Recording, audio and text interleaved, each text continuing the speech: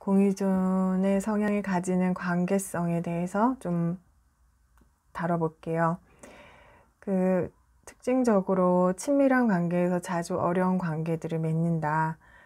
근데 이때 특징적으로 집착하는 관계가 중독 성향이 있는 사람들이라던가 나르시시스트들과 같이 자기애가 강한 사람들, 혹은 어떤 인격장애를 가진 사람들을 자꾸 반복적으로 사랑하게 된다던가, 아니면 이미 그런 사람들과 집착적인 관계에 있는 경우들이 흔히 보인다고 해요. 그래서 희생자 또는 구원자 역할을 하면서 가해자들을 또 끌어들이기도 하기 때문에, 이 상황이 고통스럽고 힘든 이유는 의존할 수 없는 대상, 결국 진정으로 내가 정말 편안하고 평온감을 느낄 수 없는 대상에 집착하고 의존하는 상태가 되기 때문에 고통을 겪는 경우들이 많은 거죠.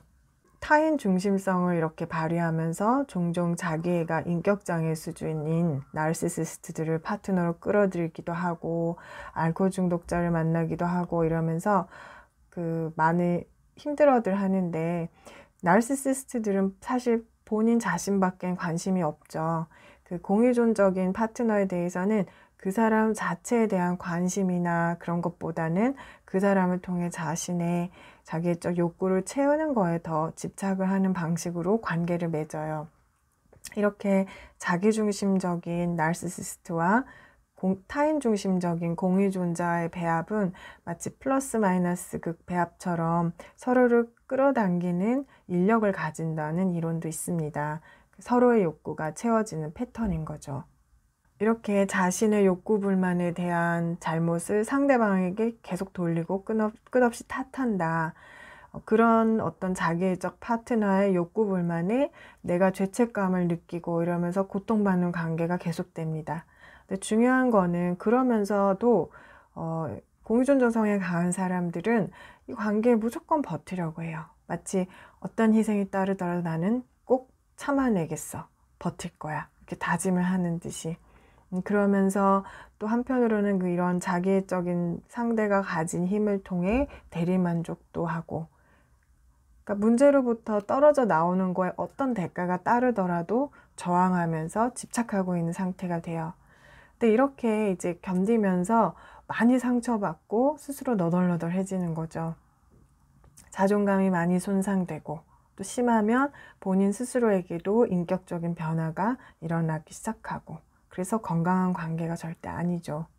공유존 성향의 대인관계 특징 중 하나는 또 상호 존중적인 어떤 평등한 관계 맺기를 잘 못한다는 거예요.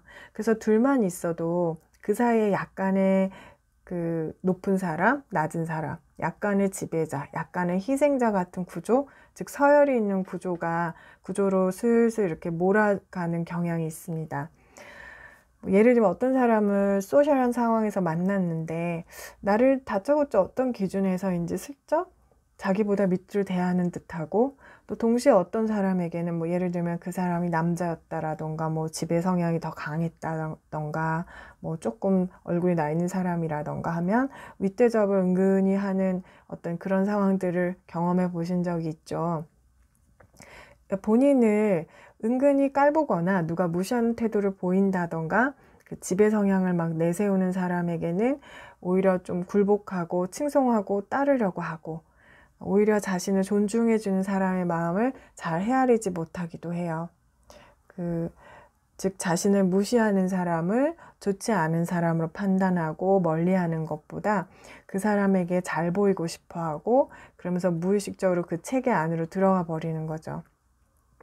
요즘은 주변에 보면 공유존적 관계 성향이 공공연하게 통용되고, 이런 성향들이 심할수록 팔로워나 칭송자들이 많은 그런 스타 강사나 스타 바리스타 이런 사람들이 탄생하고, 그런 현상들도 좀 많아졌어요, 사회적으로. 건강한 관계성은 아니죠. 이런 관계에서는 우리가 서로 전인격적인 관계로 만날 수도 없고, 친절함이나 존중에 근거한 그런 건강한 관계성을 가지고서 깊이 있게 사람들을 만나지도 못해요. 또 멸시나 이로 인한 그런 수치심 같은 것들이 원동력이 되면서 굴복적인 관계를 맺기 때문에 파괴적인 부분들이 분명히 있죠. 뭐 예를 들면 제가 최근에 또 들은 어떤 얘기들은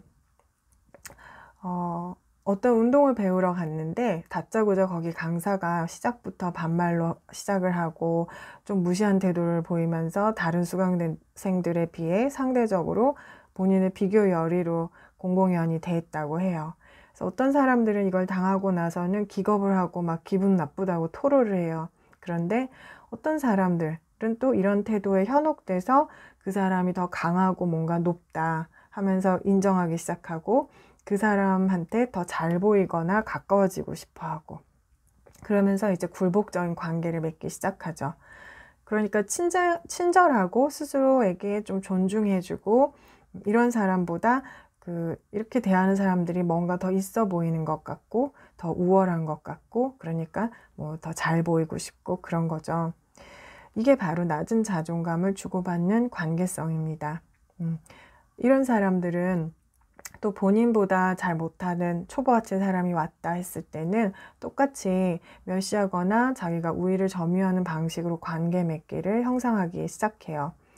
이제 그렇게 하면서 이게 하나의 시스템 혹은 문화처럼 그 집단에 퍼지기 시작을 하죠. 그러면 이제 그 집단의 하나의 아이덴티티가 형성이 되는 거예요.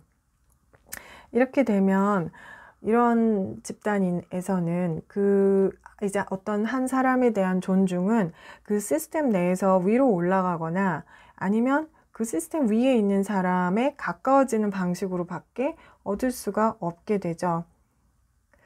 그 자기애적 성향이 강한 사람이 이끄는 집단이나 혹은 이렇게 또 그에 따라서 공유존 성향의 사람들이 많이 모인 어떤 집단에는 이런 문화가 형성되기 쉽습니다. 나르시시스트적이고 공유존 성향이 많은 사람들이 관계하는 어떤 집단이라던가 그런 것들도 상업화로 비춰지고 하는 것이 최근에 우려가 되고 있는 이슈가 바로 이 점이에요. 내가 어떤 사람에게 끌리는지, 그리고 내가 얼마나 사람들의 비교, 열위, 우위를 속으로 늘 가르면서 이렇게 관계를 하는지를 살펴보는 것이 스스로가 가진 공유존적 성향에 대해서 좀 파악해 볼 수 있는 어떤 기회가 될 수도 있을 것 같습니다. 이렇게 구원자 혹은 칭송자로서 관계를 맺는 데에는 낮은 자존감이 매개가 된다고 했는데요. 스스로 자신을 긍정의 눈으로 보지 않기 때문에 누군가를 돌봐야 하고 또 따르고 칭송함으로써 자기 존재감이나 좋은 기분 혹은 힘을 느끼게 되는 거예요. 하지만 이런 식으로 자신 존재감을 찾는 거는 인위적이고 일시적이기만 하고 또 정말 진정하게 자신을 존중하는 행위도 아닐 뿐더러 나를 스스로 존중하면서 해야 할 일을 하는 상태가 아니라고 할 수 있죠. 그래서 오히려 이런 경우에는 자신의 욕구를 희생하고 타인을 따르고 돌보고 하던 어떤 그 관계성에서 피해의식이 생겨서 억압된 분노 이슈나 이런 것들을 갖는 경우도 많습니다.